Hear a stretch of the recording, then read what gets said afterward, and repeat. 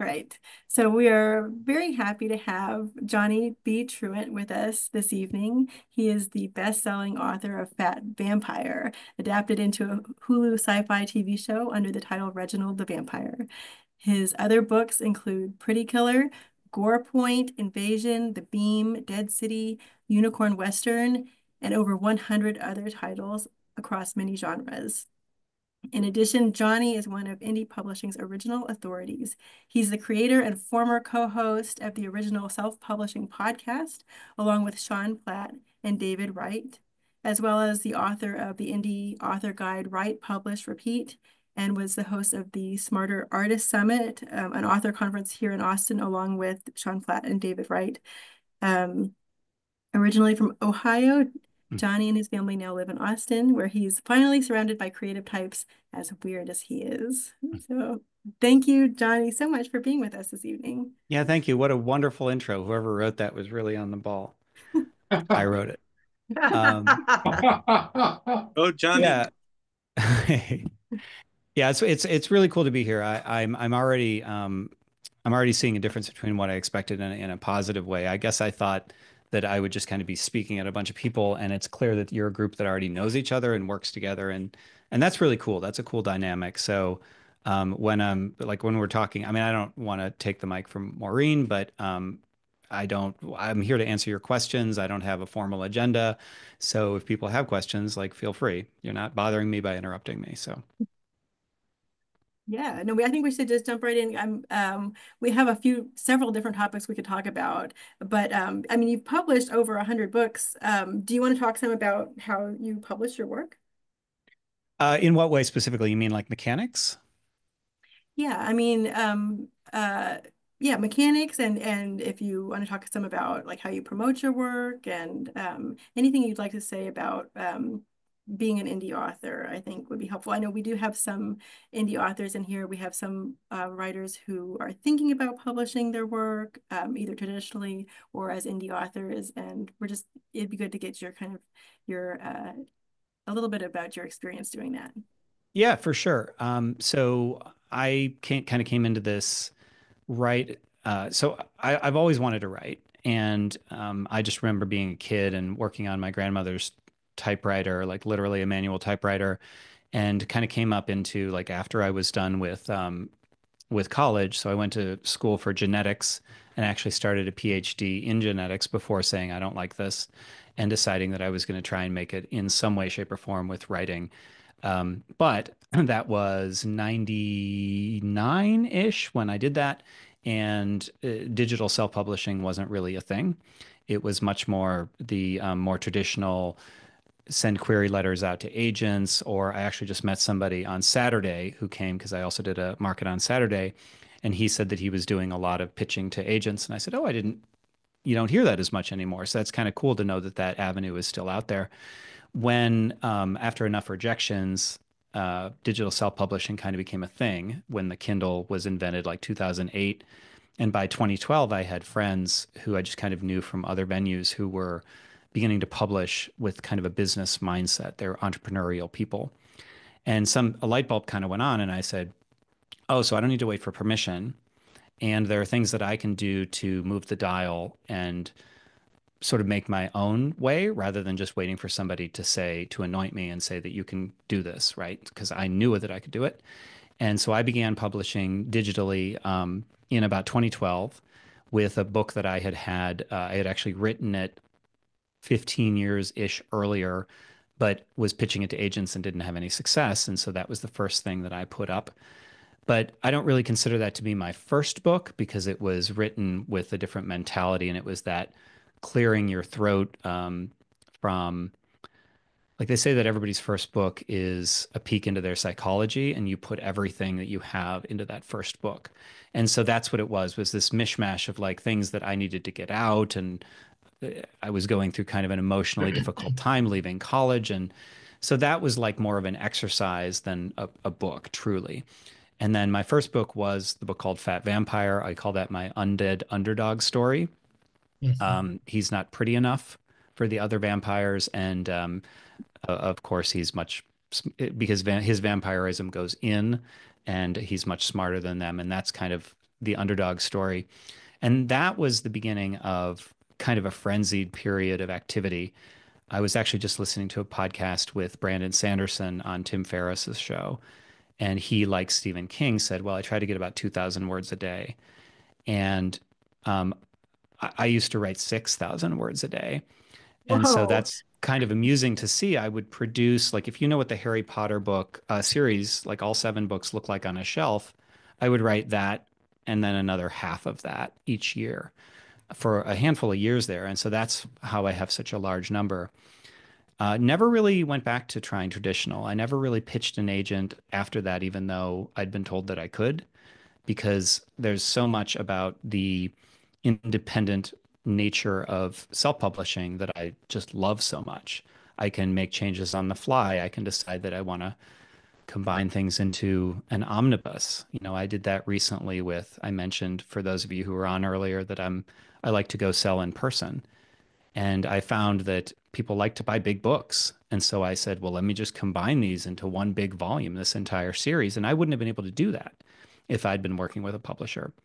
And so the freedom and the speed and the flexibility and the kind of like the art is not just creating the book, it's how do I sell the book? How do I market the book? What messages do different audiences need to hear in order to be interested in that book? And I could go deep on all of that, but now I'm going to take a breath and wait for you to ask me the next question so that I just don't go off. I'm gonna, you guys, feel free to unmute yourself and ask a question anytime. I can always ask questions, but I don't want to step over you. Well, So I go was ahead. just going to say that, it's interesting because so many of the authors that come to speak to us say that their first book never got published, that it Hmm. is something they wrote, but I've never heard it presented quite the way you did, that it's a psychological mishmash of the author. Yeah, you can usually psychoanalyze an author by reading their first book. It's usually the case. You put all Okay. your issues into it. And mine might as well not be published. I mean, I'm proud of that book. I love that book, but it's very different from a lot of the books that followed, and it never sells. Nobody ever buys it. So there's Why that. do you say that you should not publish it? Oh, I don't feel that you shouldn't publish it. I just Clarissa was saying that usually they aren't, Oh, unless you've heard stuff, Clarissa. No, no, no. No, I mean, I know that the authors continue to try to republish them. Some of the authors that have come to talk to us, like they keep trying to resubmit it and get it published. Hmm. It's part of their, heart. But most often it does not work out that way. But, that's a little daunting when you're working on your first book. Well, I'm actually kind of curious. So to get the temperature of the room to know who I'm speaking with, and hence I can tailor accordingly. Has any have any of you published? Have you done it digitally? Have you gone on Amazon or anything like that? Is anybody I, you I, have, I Todd can and John? offer my experience. I have one book that I self-published on Amazon and Kindle, and it's doing so. I wish it did a lot better, but I Hmm. love going to shows, and I've done maybe a half dozen book shows, where I pitch the book and I sell more there than I sell online, and I also have it available on audio, and the audio has sold almost nothing because I don't know how to market it. But the audio is awesome. I think the audio is better than the book itself, even though word for word it's the same. I think it's just absolutely amazing. The audio Um, is great. It is. Yeah. Thank you, Maureen. Maureen's my greatest fan. But I've also I just recently did a radio interview for an hour, which I thought was really, really, really exciting. And I've been doing school since the book's written for middle grade. I've been doing school visits. I think I've done 4 school visits. I've done 6 library meet the author things, and I've got one more scheduled for April. So I love doing those. I love meeting the kids. I love chatting about the book. I have a PowerPoint slideshow, and I'm working on sequels. So I mean, that's my background. I would love to be traditionally published someday, just so I could be, published. But I don't know if that will ever happen. So I'm just again a calibrating question, just because that helps. And there's no way to ask this question without sounding a little arrogant, I suppose. But have any of you heard of me or any of those accolades Yes. that? Okay, you have. Yes. Okay, so at least some people. So the reason that I'm asking that is because There, there are kind of silos in the writing world in my experience. And the silo that I existed in was a very indie silo. And there's a conference right now that is each year in Vegas called Author Nation, and it's the largest independent author conference in the world. And it grew out of our podcast and our event. It's a direct result. And so within that community, I know that community very well, but there's a lot of writers that operate outside that community and hence don't know a lot of the things that we talk about. So the idea of, I mean, I don't want anyone to get hung up on that idea of the first book and it's just different spheres. And what are you trying to do? But it was really common advice on in my world to write th don't pass out when I say this, to write 3 books before you market your first. Now, keep in mind that's a different world, right? So the indie world is very fast-paced, very entrepreneurial. It's very much like it actually got to a point where people were publishing books every few weeks because that was the only way to stay abreast of the Amazon algorithms, which I'm not interested in at all. Even though I write fast, I have no interest in that.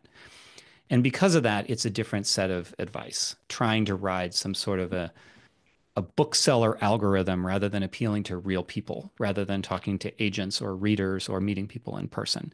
So it's different advice, different strokes for different folks. And a lot of people just have something they want to say versus they want to make a whole career out of it. And if lightning strikes, wonderful, but that's maybe not what you're going for. So I just wanted to toss that out. Yeah, John also has published, did you just publish your 12th book? Is that right?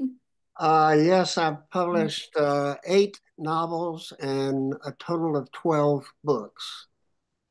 That's wonderful. Did you do those independently or with a publisher, John? That's self-published.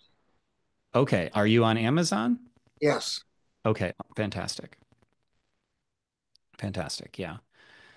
Yeah. So it just depends where people are as well. Johnny, I'm Sherry, and I'm the outlier in the group in that I have only tried to get agents. I've queried about 75 queries. I've written 3 books, and you are dead on. The first book was by far the best book ever written in the entire world. And even though it was a guy, I am that person. And I didn't ever steal and burn down a house, but he did. But after writing the first one, my sister is a pretty successful mystery writer. And I thought, okay, people like mysteries better than they like. The first one was a psychological thing. And so I turned to writing mysteries that they're not cozies exactly, but it is a female detective set here in Austin, Texas. And then I started sending those out because I thought, you know what? I'll get these published. And I did have an agent fairly interested, I thought, and requested the entire book, and then it went cold. So I get that. And my sister, who is successful, and she does have an agent, has encouraged me to self-publish. But I'm always like, I find it daunting. I don't mind public speaking, but I don't I hate cocktail party atmospheres. I don't want to be the person at the front of the room being clever. My sister's very good at that. I am not. So how do you when I used to sell a lot of, I still do art, but I used to sell a lot of pottery. And I did shows after shows after shows and literally hated it. So I admire the fact that you can get out there and talk to the people. And I feel like that's got to be a very large part of being successful. And I think Todd's a good example of this too. Being successful as self-promoting, self-publishing. I think you've got to have that right kind of persona to do it. I would half agree with that, Sherry. So, first of all, there are no rules in modern authorship. I mean, there are rules if you go down a traditional path in terms of what the agents and the publishers and editors expect of you. But in my world, there were never any rules. And yet there was a strong tendency to follow what seemed to be a prescribed set of rules. And the people who would call into our podcast or write about it, whatever, they wanted to know what to do. like A to Z what to do. And I understand that. That's perfectly sensible. But the people who did the best and were the happiest were the ones who found a way that worked for them. And it wasn't cookie cutter at all. There was no single answer. This selling and getting out there and selling physical paperbacks is brand new for me. I've only been doing it for a few months. I found that I love it because I have a very extroverted part of me in addition to the more common introverted writer part, which obviously most writers do tend to be a little more introverted. But the people that we talked to most were interested, where they were a lot more like you, where it was like, I don't want to get out there. I don't want to be in person. I don't want to shake hands. I don't want to network. You do need to do some degree of self-promotion, but well, no, that's not even true. It just depends on your goals. But just to give you a very, very simple idea of something that anybody could do, and it's I hesitate. I just know that this is coming through the filter of the world that I came through. Okay. So it's not going to fit for all of you. And it's definitely not advice. It's just something that I'm just giving you an idea of the possibilities. So if somebody had one book, it's better if you have a few that are published and you wanted to shine a spotlight on that book without going out and doing any of the extroverted things. And if it's published on Amazon, and I can give you some suggestions for other places to publish, which I think might be more beneficial for more of you than just Amazon. There's many sites out there that just do list promotions that you can pay a rather small amount of money, $40, $50, depending on the promotion. And you lower your price to something that will offend you, like 99 cents. Do it for a limited period of time, and then you raise it back up after that promotion is over, and that will generate a certain amount of exposure. Some people even do free because you get reviews, you get fans, and they're waiting for the next book if you have a way to kind of capture attention from those people. And if you did have 3 books in a trilogy, for instance, and they were logically connected, then there are ways that you could promote that first book and have sales funnel naturally to the second and third. So I just had an audiobook promotion from a site called Chirp, and it was on Friday, and I actually made the first audiobook free. The second audiobook is $1.99. This is the Fat Vampire series. There are 6 of them. The second one was $1.99. The third was $2.99, and then the rest were full price, $15 or so. And that's, that within a day that had generated a few $100s in sales just from the first 2 that were free and $1.99. So there are those options out there, and there are so many options that I kind of flinch whenever I see anybody being overly prescriptive about this is the thing you do. So just know that there's a style to fit absolutely everybody. Can you give us some names of other venues besides because everybody says, "Oh, are you on Amazon? Are you on Amazon?" And Yes. I read Amazon. I buy books from Amazon. Who else? So Amazon, and I apologize if I'm just being redundant and you guys all know this, so please just tell me if anybody who knows, so Amazon has, you probably know that they have their Kindle Unlimited program where people can borrow books, and it's not the same as a buy psychologically and financially. So it's you get less per book, but Amazon likes to shine a spotlight on things that serve Amazon, and so there are some advantages in the way the books show up if you're into Kindle Unlimited. The problem is you have to be exclusive. And personally, that doesn't make sense to me. It does make sense for some authors, but I think everybody should be able to read a book. And Amazon doesn't exist in a lot of countries. So, well, okay. So first stop, I would say, if you like the idea of that, there's that binary decision, am I exclusive to Amazon or not?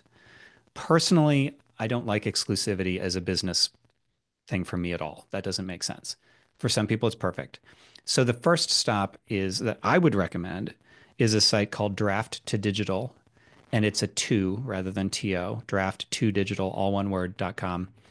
And they will distribute to most other ebook platforms for you. You don't have them distribute to Amazon because you're already sending it to Amazon, but they'll distribute to Barnes & Noble, to Kobo, to Apple Books, to all these international booksellers. And the last place that I go with an ebook other than selling directly from my store, which I can talk about as well if you're interested, is Google Play. And the reason that I really like Google Play, I don't know that I'd recommend it necessarily because it is one more thing to do and one more thing to manage. But the there are many more Android phones in the world than there are iPhones. It just looks like there's more iPhones because we're in America. But globally, most people are Android, and those people shop on Google Play for their ebooks. So, I'm getting sales in Venezuela and New Zealand and all that through Google Play, which is amazing. Those are all for digital books. And then, were you curious about print books as well? Sure. Anything you can tell us is helpful. Yeah, sure. So print books are a little different in that it's much, much harder to do promotion for print books. Print books tend to sell a little less, but I have discovered that there are different tiers of book buyers. So in my life in the indie publishing space, everybody focuses on ebooks. It's like the lowest common, that's the lowest hanging fruit. I always like to zag where other people zig, so I lean hard on physical books, and I do things like I have a Kickstarter campaign going on right now for a book, which is kind of a weird thing to do. But I distribute my print books through Ingram. So Ingram is well, Maureen would know, right? So that's where libraries and bookstores usually get their books. I mean, there are others, but that's like a big one. And Ingram has a division called Ingram Spark, where that's just SPARK, Ingram Spark. And anybody can upload a book. Now, there's some technical skills involved in terms of formatting. You can hire people if you wanted. And what that means is that any bookstore or library would be able to find your book if there were a reason for them to do so, if somebody came in and ordered it or requested it or something like that. You can also order copies from there to sell yourself if you wanted. And if you also create a paperback version on Amazon, then you can order directly from Amazon. I have found Amazon to be the most cost effective. They're out of several options. They have been the one that I've gone back to consistently, even though I hate giving Amazon more money because they just work. So for print, I go to Ingram and I go to Amazon directly. And for ebook, I do Amazon and Drafted Digital, which I mentioned, and also Google Play. And then I also have my own store, but that's a whole other can of worms. Ingram with an I or an E? Ingram. Okay. I'm on Ingram Spark, and I sell through Ingram Spark, and I've gotten some the only international sales I've ever got. No, I'm sorry. Amazon was the international sales. But yes, I'm interested in libraries and schools, and so that's why I'm on Ingram Spark. Well, I walked into the US Bank Library and said, "How do I get my books into your library?" Yeah, That's what I did. That's what I did also. Yeah, and that's fine. It works. Um, uh, Johnny, do you want to talk? I know you write different genres. Do you want to talk about like the different genres you write and what you kind of find appealing about writing them? Yeah. I mean, I'm a very diverse person, I guess, which translates to my writing as well. So a lot of people, I would say it's much more common for people to write specifically mysteries or specifically thrillers or specifically romances or whatever. I tend to be all over the place. That is a little harder to market and brand because it's harder to know what to hang your hat on, right? Like they're like, if I were a thriller writer, then they'd say, "Oh, Johnny, he's like lead child. You can put me in a box in that way." But I'm more like Michael Crichton, where Michael Crichton did a lot of sci-fi, but he also did stuff that wasn't sci-fi, but it all had that backbone of like curiosity and science based, and it was intelligent in a way that a lot of books, not that other books are dumb or anything like that, but they don't like. I felt like I was learning something reading Michael Crichton about science. So I tend to be a little more like that. And when you are multi-genre like I am, it's a trade-off. So for me, I really can't do it any other way. It's just how I'm wired. If you told me I had to write in one genre, that wouldn't be satisfying. So I kind of just do what I'm going to do, and then I try to find a way to market and sell it. And without going too far down a rabbit hole, which I'm happy to go down any of these rabbit holes if there's demand for it, but I'm trying to respect everybody's time, is my brand is me. And with a lot of genre authors who stick to one genre, their brand is that their style, their flavor of that brand. but it's harder to brand yourself. It's harder to say, well, what's it like? How are these two books alike? Well, they're both Johnny B. Truant books. And my readers, especially the ones who've been with me for, a decade and a half or so, they know what that means. And it means I'm delivering a certain kind of experience. And my personal experience has been that that is a stronger, longer lasting bond. But again, just like everything else, it totally depends. A lot of people wouldn't want to or couldn't do what I'm doing, just like I can't or don't want to do what a lot of other people do.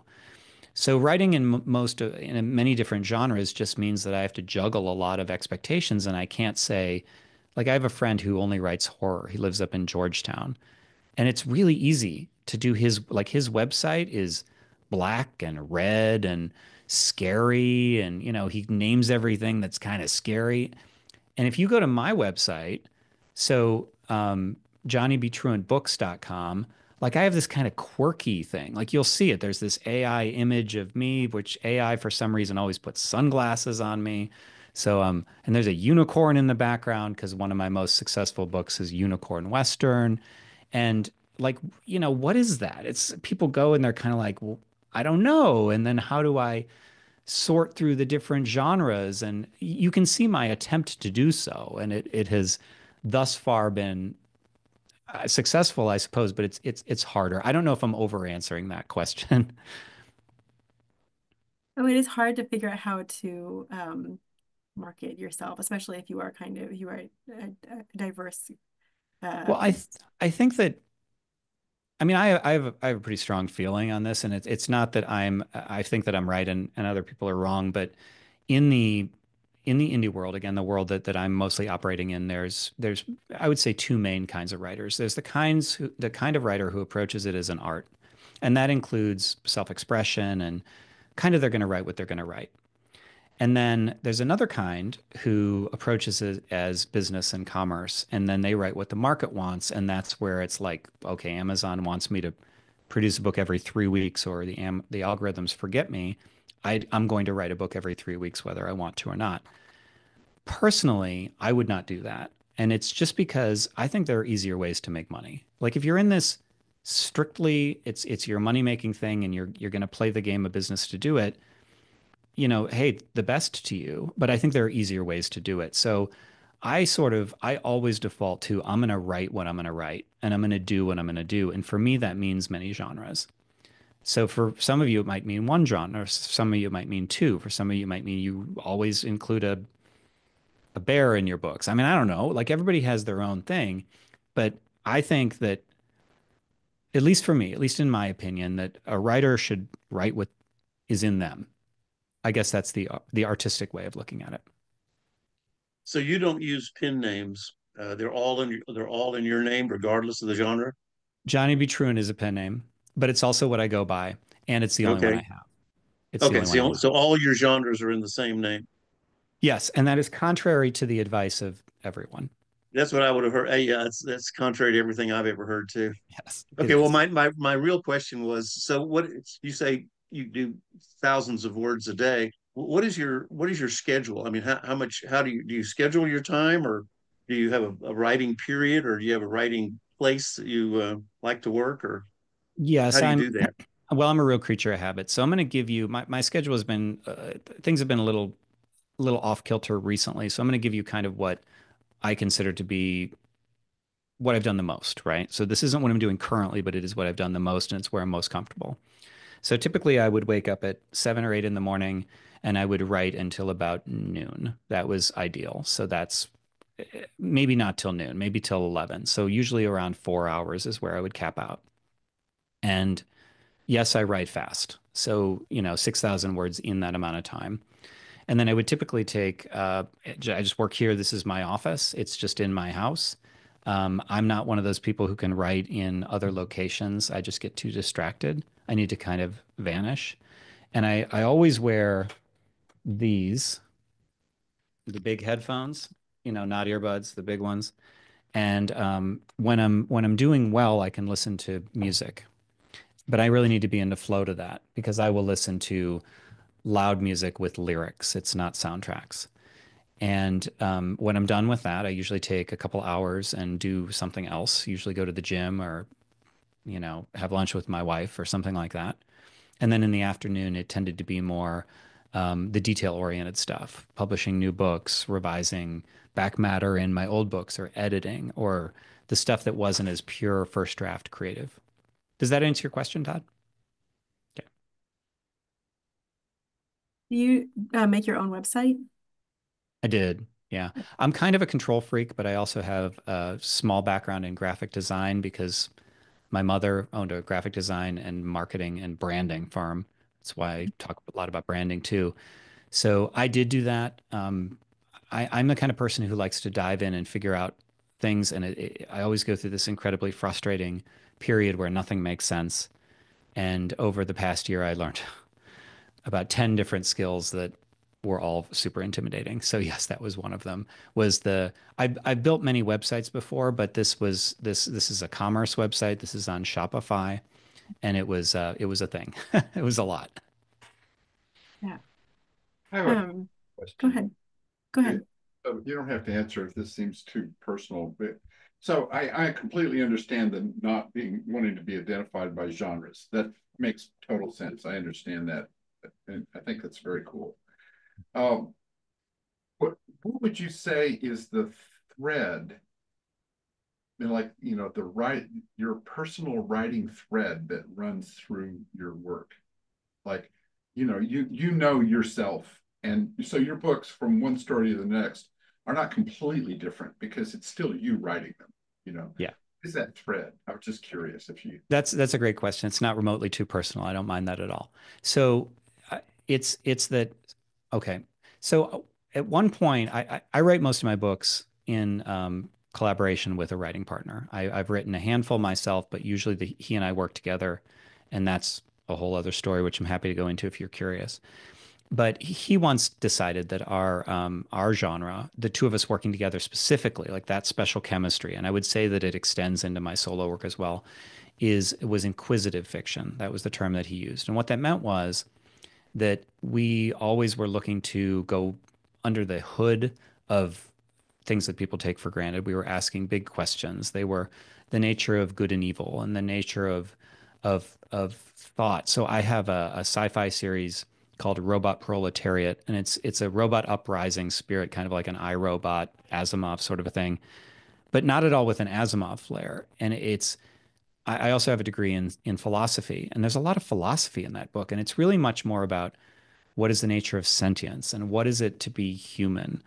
And those sorts of big questions are something that is always a thread through my books. There are certain ways that my stories always unfold if I'm given enough rope to hang myself by. So I have two books that are like this thick because they're full series omnibuses, and they start silly, both of them, and they become like epic fate of all worlds sort of things. That's something I always do. In the end, I'm always back to consensus. Like that's just something that happens all the time. And one of the things, this is kind of a fun one, is that I realized how many late 80s, early 90s references I was making. It just started like, oh, wow, am I really going to mention RoboCop again as a reference that I'm just assuming everybody's going to get?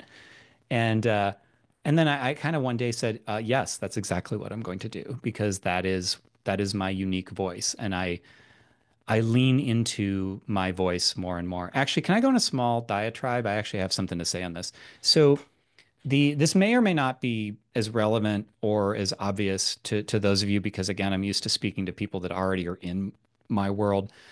So at the last writers conference I was at, I gave a presentation on this, and that world of indie authors is, as I said, faster, faster, faster. They even had a word for it, rapid release. And it was like this philosophy of how fast can we produce books.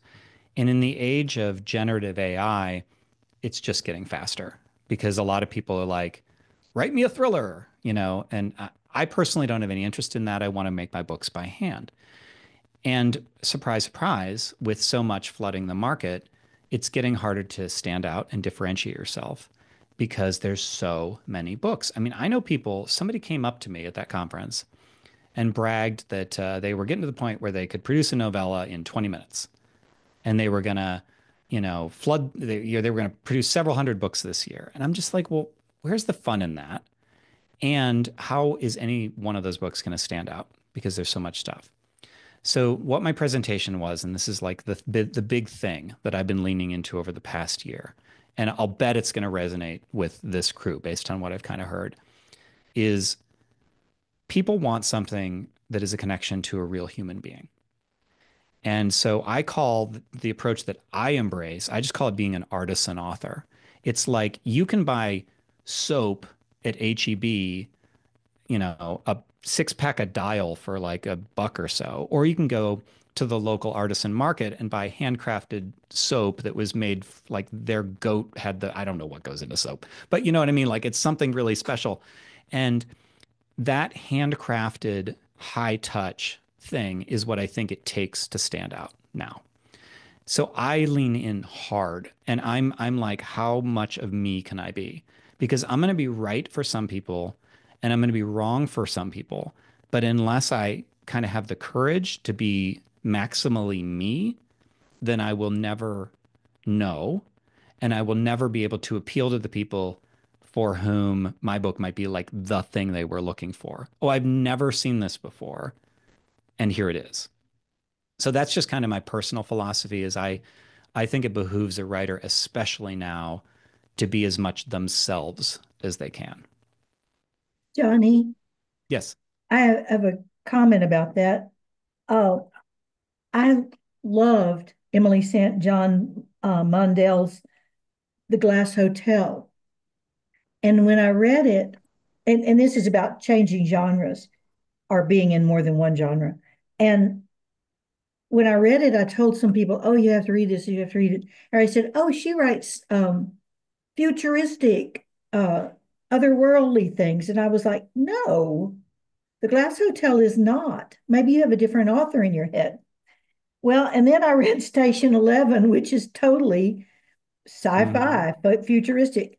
But she does have a thread, and it is the humanity. Like The Glass Hotel, I learned a lot reading it. I didn't know a lot about Madoff's scheme. I'd heard the name, read the newspaper, but didn't know. And she gives her character insight and then The Sea of Tranquility. It almost melded the two, the science fiction and the realistic. But there throughout them all, it's her voice. Mm-hmm. And that's what makes it important. It makes me go back and say, okay, I don't especially love sci-fi, but I'm reading this because it's by her. Mm-hmm. And I honestly don't know whether she's self-published. I don't think she is, but I couldn't help but think it must have been really hard to get the second book, which was different, out there. And it would have to be people who knew that she was simply a great writer. So I think maybe that's the thread for some writers. It's not the genre, it's that they're a really good writer. And like, I'll read something by them because I like them. I would agree with that. I mean, I think we all probably have those writers where, oh, so-and-so has a new book. What's it about? Don't care. Like I'm buying it. My dad is that way with Stephen King. And Stephen King actually had a really interesting anecdote. It was in the author's note of one of the books after so I don't know if people know this. He wrote, I believe, 4 books as Richard Bachman. He wanted to see if he could do it again, right? He wanted to, without Stephen King's name. And he wrote them and then somebody figured him out. Yeah. And somebody blew the whistle on him before he was ready to blow the whistle on himself. And what he talked about in the author's, this might have actually been in On Writing. So if anybody hasn't read On Writing, whether you're a King fan or not, I recommend On Writing. I think it's a wonderful, wonderful book on the craft. And he talks about how your voice becomes so distinctive that the people who know it, it doesn't matter what you call yourself, they're gonna see it. And that's what he was implying about the Bachman situation is people were reading that and saying, this is Stephen King. Like clearly this is Stephen King. And I think that if a diehard Truant fan happened across one of my books under another name, I think they would be scratching their heads and saying, this sounds like Johnny Truant. So yeah, I mean, I think it's not, there are people who want to be as homogenous as they can because they're doing a different game. It's not the way I like to work personally. Yes, I think it was Newton did the same thing. Isaac Newton, he submitted a solution to a very tricky astronomical mathematical problem anonymously. And his reviewer came back, and his reviewer said, "We know the tiger by the mark of its claw." you know, because it was, because only Newton could have figured this out mathematically, because he's just, he's a god, Yeah. mathematical. So we know the tiger by the mark of his claw. Yeah. I have a question about I have lots of questions, but the person you said who was bragging they could write a 20-minute novella, are they talking about using AI to do it? Yes. Yes. I mean, to me, and I know that I'm probably not alone here, but like that just is so ugh, I can't. So Yeah. what are your but devil's advocate, I mean, what are your thoughts about that? I'm not a fan, like not at all. And it's I have to watch what I say because within those circles I'm fairly well known. And so the reason she was telling me was like, I don't know, she wanted to brag, she wanted me to know. And so I gotta hold my tongue. And it's, you know what, it's right for some people, I suppose, if they're looking at the mechanization of it. But I'm in writing for the art of it. Right. It's not fun to me to do that. It is fun for some people. So I think that it's a different pool. And I was talking about this. I have just a little tiny podcast that I do with a writer friend and some readers. And I was talking about like, I feel like there needs to be a good housekeeping seal of approval that says, I made this with love stamp, right? Rather than it's just a book and here it is. Because that is okay for some people. I know that there's a company that is doing basically vanity publishing. I forget what I don't want to advertise them anyway because I'm not a big fan. And it's vanity publishing with nothing wrong with it. But they're using AI to help people write their books, which okay, I guess that's cool. But it's not the same as them writing the book. It's like, here's an idea I want, and I'll spit out some prose. But especially when it gets really mechanized and like overloaded. I mean, I have personal friends who were in that big volume business and it just got bigger volume. And they're kind of going out of business. And the reason is, and they were making a lot of money. Like, let's just be clear, they were making a lot of money. And the reason is because they've oversaturated it. The market is oversaturated.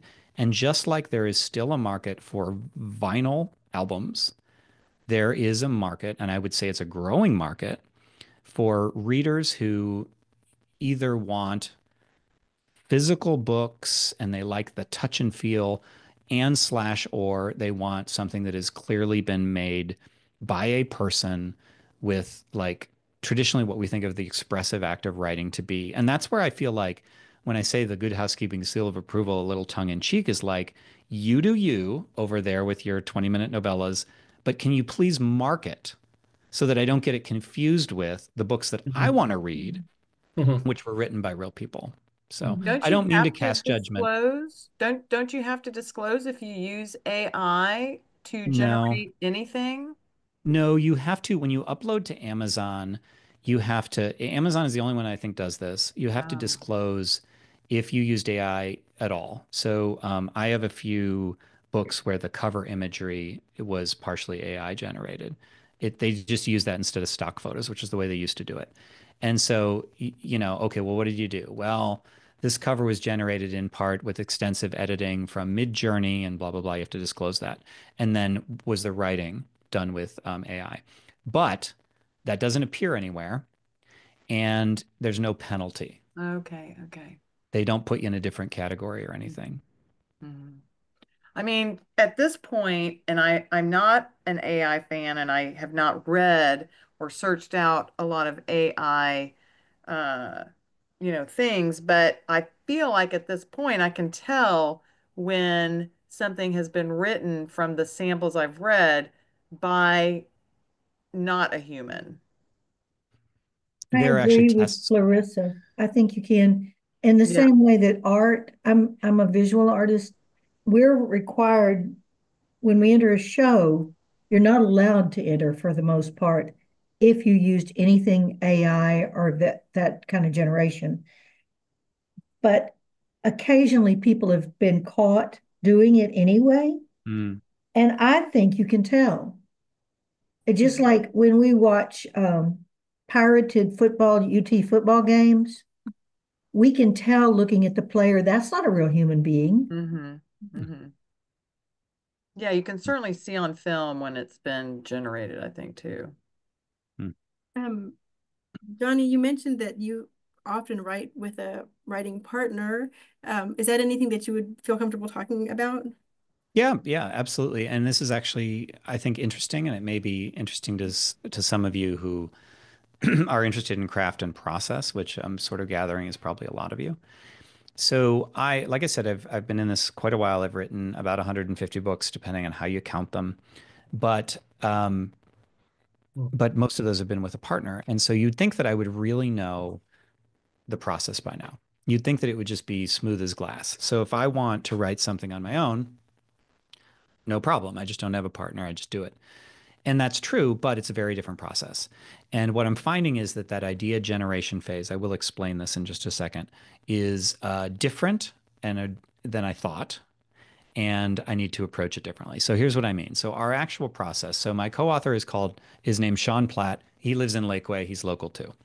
And Sean and I, the way that we work when we write together, and this is an ongoing thing, is typically he will create a world for me. So I just remember there was this one world.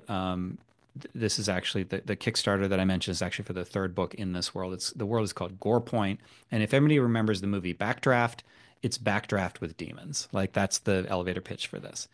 And I just remember that he had written that world package, the like characters, the basic summary of kind of what might happen in the book, images that kind of evoke the feeling in the world of what certain elements that he's created would look like.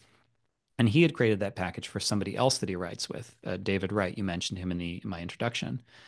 And he showed it to me. And I was really mad at him because I said, "You're showing me this. It's like, here's some cinnamon rolls. Now you can't have any." Because that Word document was so cool. Like I just fell in love with those Word documents.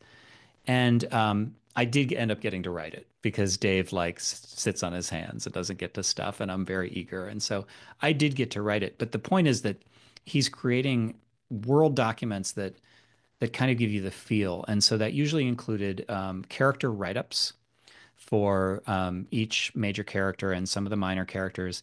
And we always cast our books, meaning that what actor would play this character if it were a movie. And we don't share that, but I know it.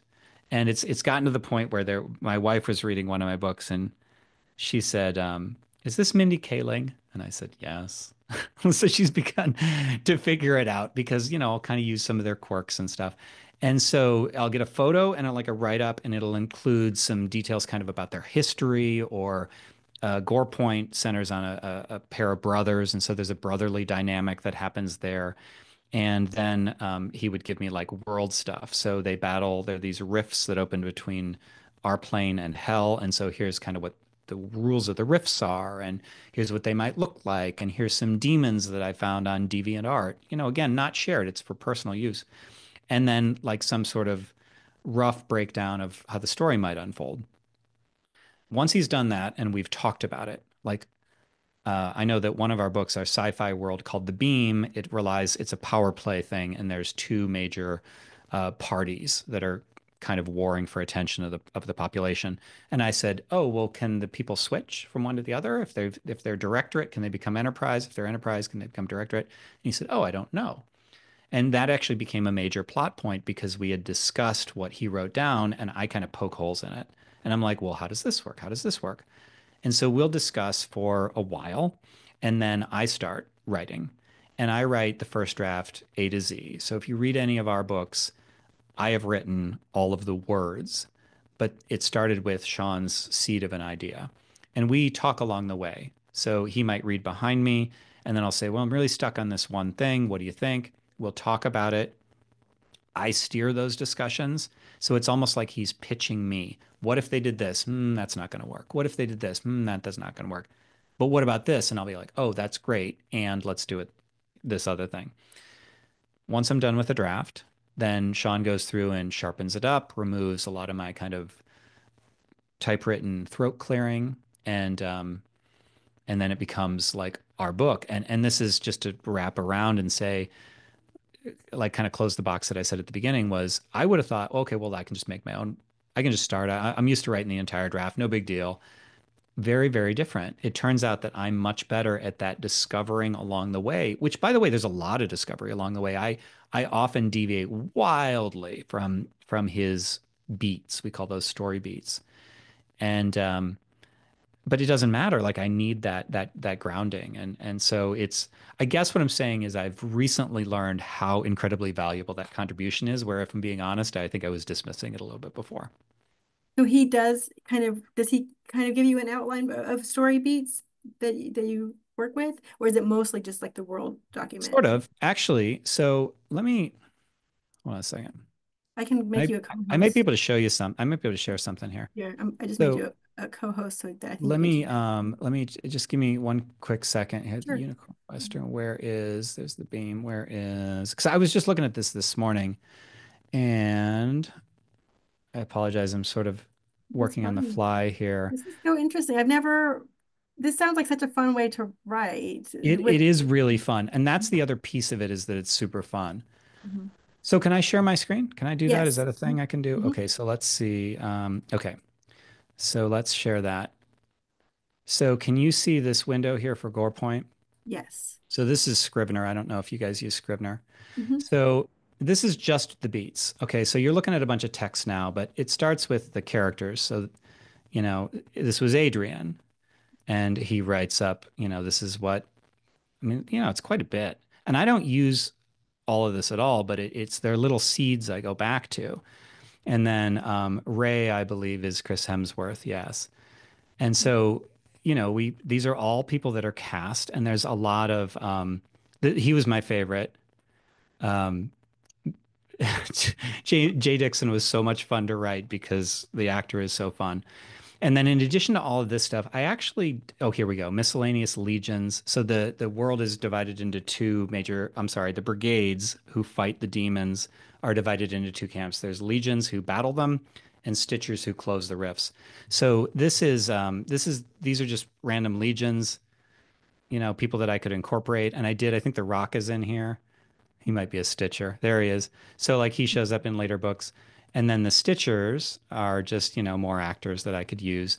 And then like the demons. So I think that he got most of these, it's taken a second, on like DeviantArt, where he'd be like, well, there's big ones, there's little ones. And these are all just for ideas. These are all just kind of starters. And the one that I used a lot was, if anybody's seen the movie Constantine, there's demons in there that look like somebody like lopped their head off with a broadsword, so that just the lower half is visible and like the brain is still there. And that was one that I described a lot. I had a lot of that in my mind. Locations as well. So this is Wasatch Catch National Forest. It's a real place. And there are little things in here. So this little lake is called Secret Lake with a C. And there are some things in his description, must be somewhere else, where he'll just say something like, one day the lake turned black. I'm like, ooh, that's cool. So it's this weird playing off of each other that Sean might not even have intended that to be a big deal, but I take off on it because I'm kind of remixing what he gave me. What's in GorePoint 0? Okay, so this was like, and this is all stuff he gave me, like props to Sean. So like, we called these teardrop trees. Apparently they're a real tree, but I, connected to the like psionic energy coming out of the rifts. What else we got here? Just kind of some spooky images. This is kind of cool. This is like a dead spot. And we called our larger dead spot where just nothing grows, we called it Suicide Flats, which became a spin-off book called Suicide Flats that I actually wrote myself, because nothing grows here, right? What else we got? Fortunes. Okay, but here's an example of something I didn't use. So yes, the fire pits, But Sean likes to set in the world after the day after tomorrow. He really likes this like very near future, and it's meant as a there's a thing I really kind of wonder if I should tell you too, because it's super fun. But he uses this as an escape valve of like, if something doesn't make sense, you just say, oh, well, that's because there's this device that hasn't been invented yet. And the funny thing is, this didn't interest me at all. Like the idea of Fortune being this like super hyper realistic city. And I think, yeah, let's see here, timeline. So he also wrote, he doesn't do this for every book, but as you see, this timeline starts in 2034. And it goes all the way until our story begins in 2101. I didn't like that. So I moved everything back in time. Our story begins in 2022 or whatever it is when I wrote the books. And so that meant that I took this timeline, which is, how long is the timeline? 2100. Okay, it's a 70-year timeline. So I just made everything start in the 1950s, which totally changed the dynamic of everything. And then there's a story, which is just, this is like the elevator pitch, and he likes to expand. This is the very simple version, and this is more fleshed out. And then here's the rough arc. I don't actually know what simple synopsis is. Okay, so this is just a beat by beat idea of where the story would go. And the finished story is wildly different from this, but it gives me something to start with. So that's sort of how that works. Very cool. It sounds like one whole chunk of the writing process is handled for you. Like you can focus on the story and the narrative Yes. and how it builds because you already know what the world looks like. Even if I ignore the story itself that he gives me. And that's what's so cool about it, is the way that writing it always ends up working for me is it's like I have a big grab bag of ideas. And if I have a fleshed out world, then that grab bag is more robust. And when I wrote Gore Point and its two sequels with Sean. But then I wrote the spin-off book called Suicide Flats by myself. And that one was easy to write because not only did I have all of the Easter eggs and various things that occur in those beats, but I also was able to draw from the existing books. And things will happen like, so Ray and Adrian, the two main characters, their father was named Eldon. And Eldon Porter was the first Legion. Like he was a legend, but he died when something happened at the Rift that wasn't supposed to happen, which became its own story. And once I knew that, then I had a set of characters and something was happening. And Suicide Flats takes place in the 80s. And I said, oh, well, I need an authority because somebody has to know what's going on. It can't just be a bunch of weird stuff. Somebody needs to be able to explain things to the reader. What if it's Eldon Porter? And so that book became his origin story, which was never part of the plan. But it was really, really interesting, and it added this extra level of depth. And then I know what I'm working toward, so I can seed a bunch of little things like the origin of the Legions and the Stitchers. How did that get started? Why was they have this big broadsword weapon that they use called a Rawlord? Like, how did that come about? So that's kind of how I look at it, is there's all these little nuggets that I'm able to pull from when we work this way. It's so interesting to see kind of the process like that because I don't know. I mean, maybe it's especially true when you're writing kind of a story that takes place in another world that you spend a lot of time world building. But, even if you are setting your story in, today's current day, I think world building, just kind of creating those documents for yourself can be so valuable. And when you're getting to know the place and the characters and their backstories and what's led to this moment. And let me show you another one. I don't want to, I'm happy to do this for the rest of the time if you want, but I think there may be some other things that you wanted to ask, so I don't want to go too far. But this is a book called Axis of Aaron, and it does take place in the real world. And it's kind of a mind bender in that, but it's a mind bender because there's some psychology happening with the characters. It's not because there's anything actual supernatural in the world, but we did the exact same thing. So, here's Eben Shale, Mark Ruffalo, and this was actually a more grown up Chloe Grace Moretz. I think that this was when she was young because it goes back to when they used to be together on this island. He really likes Philip Seymour Hoffman. So, I have all these characters, but then this one was kind of fun. So this is, if you look at here, Sean wrote this, Aaron has a bridge. I'd like to call this Hobart Bridge. And where does he? Here we go. Uh, there's a memory. There's a memory triggered by this bridge that Evan can't quite get throughout the book. I also fell in love with these beats when we were doing a whole other, so many stories I can't get into because they're so involved. But these beats, I couldn't wait to get this story, in part because of this lines like that. So Sean doesn't mean anything when he writes that necessarily. He's just like, well, it just kind of feels this way. But then I'm like, when I read it, then through my filter, that becomes, oh, that's an interesting thing. And I wonder what happened under, with Hobart Bridge. What's happening there? This was an interesting story because let's see, he doesn't have it, I don't think. Let's see. Oh no, here we go. So Amy's place. So it's this little quaint cottage here. But then throughout the story, it starts to look like this sometimes to him where it's falling apart. So which version is correct? But it's all started with this sort of thing, like just inspiration. He had this carnival called Aaron's Party, which I wouldn't have thought to name it that, but he did. And this is kind of what it looks like. It's like a pier. But then there's this weird thing called the danger wheel, which became a thing, and it sometimes looks completely run down, just depending. So this is all mood stuff for me, even though it's a story that takes place in the real world. The fact that there's pictures also that illustrated from other things also is pretty inspiring too, because rather than just have a whole sea of words to like formulate your ideas from, you're actually what he's thinking about. Yeah, so actually that makes me want to show you one more thing. This one will be quick. So this is actually a cover that I made myself. I don't normally do that, but let me share this with you guys here. So this is for Suicide Flats. I can share it. Okay. So this is like, I was like demon coming out of the Black Lake, because that's what happens. That's actually a note from those original world beats that I showed you for Gore Point. So I'm like, oh, well, that was the origin. That was when we first found out about the first demon. So because I created this cover, I was like, okay, well, I can play with some of those elements. But I needed, for instance, some anchor text.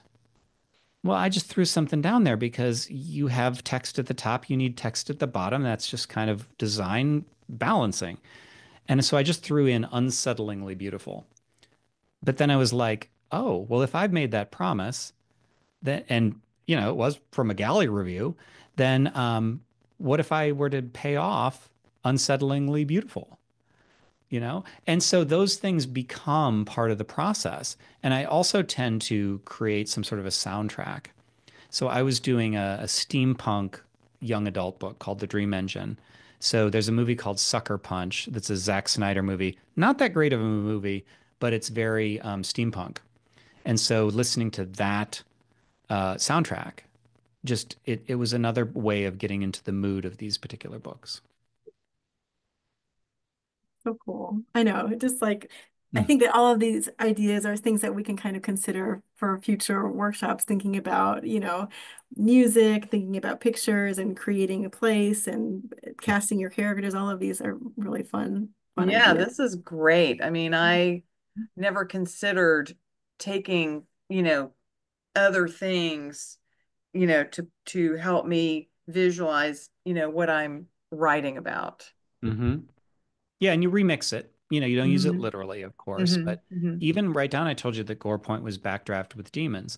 Well, if you start reading the book, that will see, and that it will seem apparent for a little while, and then it deviates wildly, and it's no longer really backdraft. So I'm not aping them, but that gives me, something to use. There was a John Carpenter 1990 something movie with Roddy Piper called They Live. I really like John Carpenter for some reason. And I was like, okay, well, the feeling at the beginning of this book feels like They Live, where he like wanders into town, and there's John Carpenter always uses this really simple synth music. And so I listened to the They Live soundtrack. Like, it's just a cool little crutch. Yeah. That's fun to, visit someone else's process. Yeah, it really is. It really is. Yeah. Cool. I do want to ask you about how the show got made. Oh That's, yeah. I mean, that's, I don't know if I know anybody who's gotten a movie or a TV show actually made out of their work. I know people who have had their work optioned, but Hmm. it doesn't always happen. So, will you tell us about that? Yeah, for sure. So, just for anybody who doesn't kind of know this process, it's like Maureen said, typically you'll get an offer to do an option, which means that they can buy the rights later, and that's all spelled out ahead of time. We are purchasing the right to take this book off the market for a little while with we have the option to buy it for this price under these terms, that sort of thing. And that's it's not common, but it's not uncommon either. And usually it's in the order of a few $1,000s they'll give you for something like that. But then that next gulf between your book was optioned and your book was purchased, where the rights to that world were purchased and those characters, that's much, much less common. And that did happen for this, and it took a few years. And then what I didn't realize was that even once the rights have been purchased, you still have another huge gulf or two or three to actually getting it made and then seeing it on the screen. And at any point, it can fall apart and does often. But only once it was made and I was on the set did I look back and go, oh, wow, that went smoothly. It took a long time. There was COVID in the middle, but it did happen without really hitches, which is kind of amazing. So only with that serendipity looking back am I able to go, wow, I was really fortunate there. That was really wonderful. But the story is that there was an executive from the BBC of all places. His name was Matt Lowe's, and he was getting on a plane and he was browsing Apple Books looking for like something to read before he lost Wi-Fi and he couldn't read on the plane. And he came across Fat Vampire, which was just too much of a hook for him to resist. He was like, "What? I need to know what this book is." So he downloaded it and enjoyed it and happened to know two producers who were actively looking for a project who were right for that project.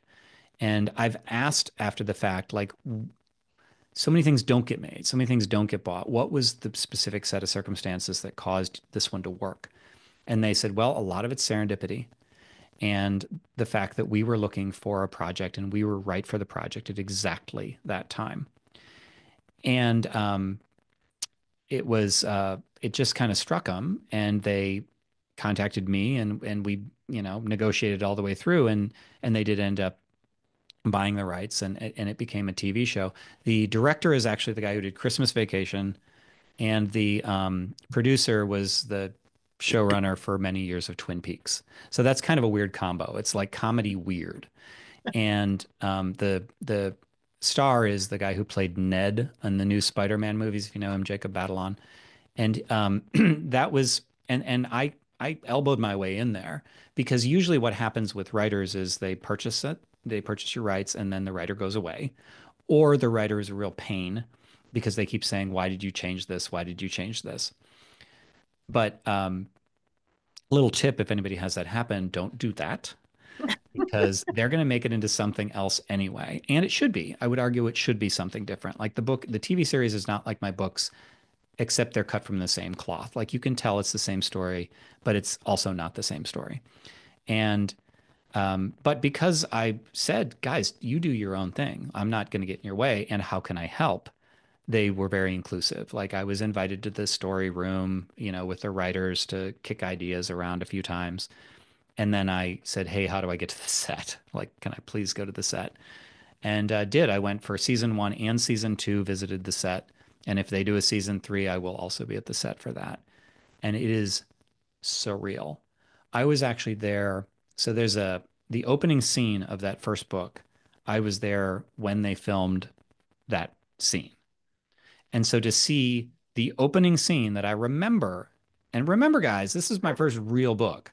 I had that the psychology dump beforehand, but this was my first like real book, like as a professional writer. And to see the first scene of the first book that I wrote acted out by actors, you know, some of who I'd seen on TV or movies was just crazy. It was crazy cool. It was like nothing else. Well, it must have been just amazing to see I that. know that is Was amazing. The Yeah. writer is kind of a weird celebrity on set too. It's neat because writers never get to be celebrities. You know, we're not recognizable. We're usually kind of shy and introverted and but you created something that all of these people are employed because of it. And all of these people are getting to do their form of their art because you sat down one day and wrote some silly story about a vampire. And I remember there was this one time. So when I came in, they sent me a driver who was a Teamster who just, kind of functioned as drove people around. And his name was Jeff. And I said, okay, Jeff, I don't want the clean and sterilized tour. I want to know the real stuff. Like you tell me what's really going on, tell me all the details. Don't leave anything out. And he took it very literally. So he was like, well, that's where they plug in the refrigeration units and that like way, way too much. And then he took me around and introduced me to like everybody, like here's a producer, here's this person who I've never met. And then he went to the hair and makeup trailer where there was two of the actors were getting their makeup done. And he poked his head in and he said, hey, is it okay if Johnny comes in? And I said, oh, sure. And I came in and he didn't tell anybody who Johnny was. He just said, can Johnny come in? And so they were very polite and they were talking to me and they'd given me a badge. I have it hanging over there, but I had it backwards. So you couldn't see what my name was. And it was like the one woman talked to me for like a while. And then it was kind of like, okay, it's time for you to know to go because we're getting our hair done and I don't know who you are. And then so she kind of said, well, and what do you do on the production? And I said, oh, I'm the author. I wrote the book. And she just exploded up out of the chair and hugged me and was like, oh my God, oh my God, oh my God. It was, it's so amazing. It's so amazing. And I got that reception over and over again. And for a writer to get, that kind of recognition is just amazing. It was the coolest experience ever. That's awesome. I think that sounds very probably nice.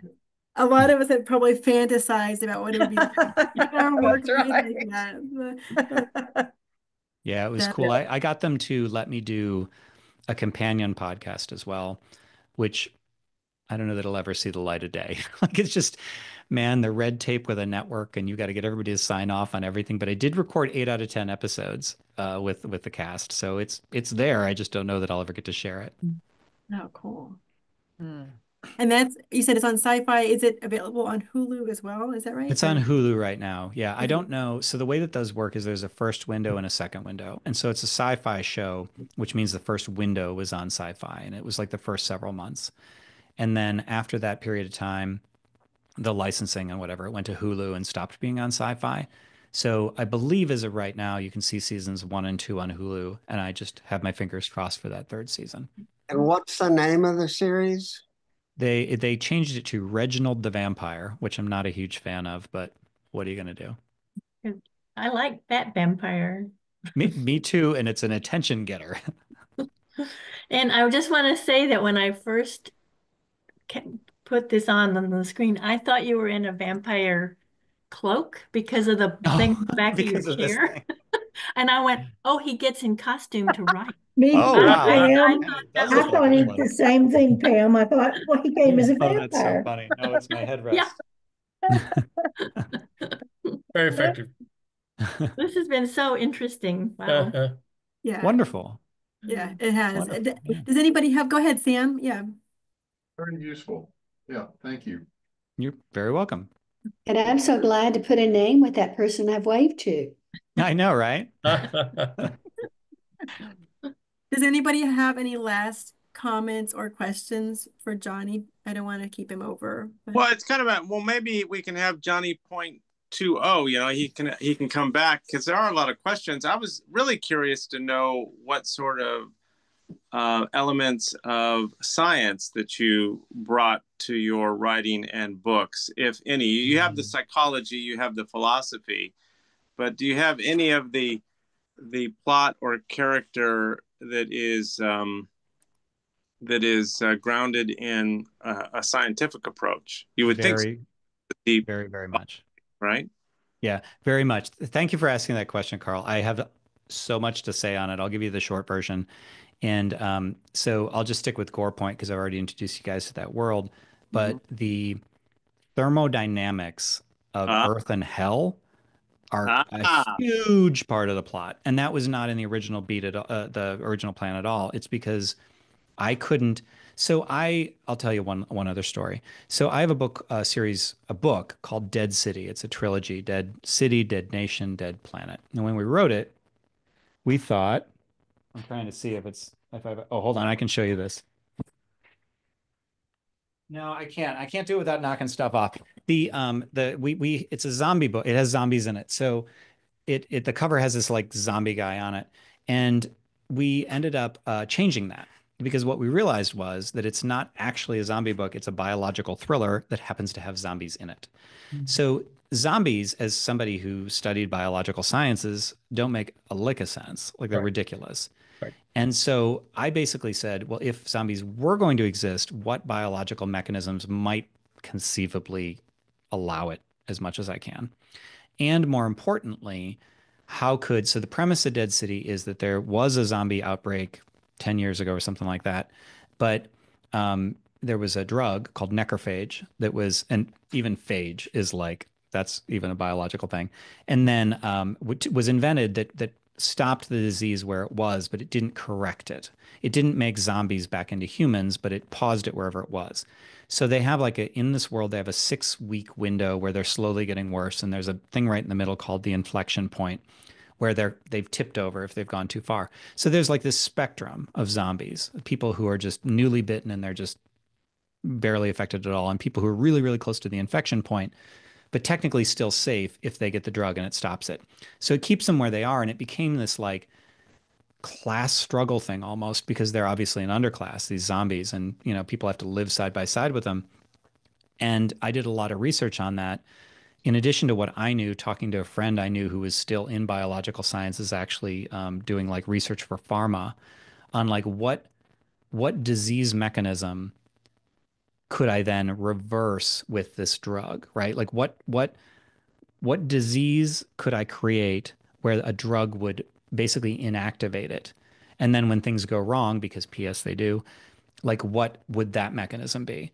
And I'm always thinking like, I can't just take things at face value. Oh, there are zombies. No. You need to explain to me how there are zombies.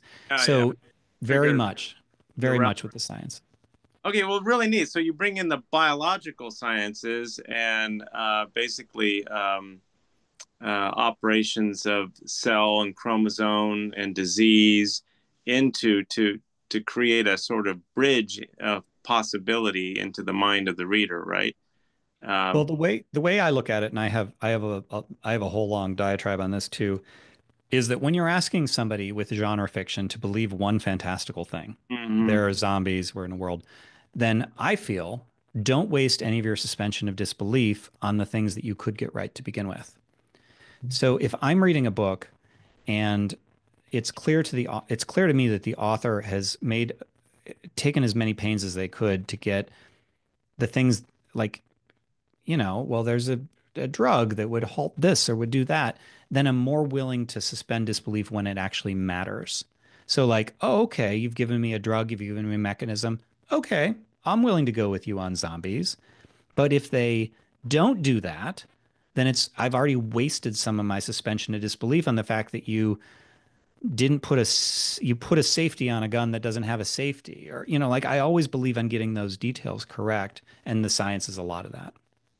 Okay, good. I'm working science in a piece of writing that I have as well, and yeah, that to me is a really important premise and bridge to make, and then hopefully the reader's able to make that jump with me, right, into the more practical aspects. Yeah. And one final thing I would add on that is that I think that that's one more aspect of leaning into your unique skills as a writer and your unique voice. I mean, I get technical, I explain things, and some people don't like that, but that's not my reader. So I'm going to lean heavily into who I am, and that means I get explainy sometimes. It means I get sciencey sometimes, but it's okay. It's great. Anyways, yeah, please come back, talk more. Yeah. I'd be delighted to come back. I love doing Oh, stuff. good. Yeah. Yeah. Thank you so much for coming to join us tonight. And yeah, maybe we can figure out a time for you to join us in person sometime. That would be great. We do meet in person one Monday a month and one Thursday a month for the Writer's Social, so we could maybe figure something out. I'll come as often as you want me. I love It doing would be stuff. great to have you in person. You did a good job. It was very interesting. Thank you. Thank you very much. Very helpful and very interesting. Yes. Very Thank you. Well, Thank you're a you. very engaged audience, which really helps. Thank you. Hey, Carl, is the heat not working in your house? I'm liking the cold. I'm actually just liking the cold, so I haven't turned the heat on the house. I'm like, I want to get snuggly again. I don't want that hot, humid. It was like summer. It was almost like summer. Wasn't it wonderful? Oh, it was so great. I can't wait till I can wear a bikini to the class. That's awesome. All right. Thank you so much, Johnny, and Yes. hopefully we'll get to see you again soon. Then I'd love it. Thank you, All right. Johnny. Thank you. Thank you all so guys. much. You guys, Okay. and have Bye-bye. a great week, you all, and I'll see you next time. Okay, and right. we're gonna meet in person. We'll have a hybrid one next time. So, okay, see you All later. right. Bye, everybody. Bye. Bye. Bye. Bye-bye.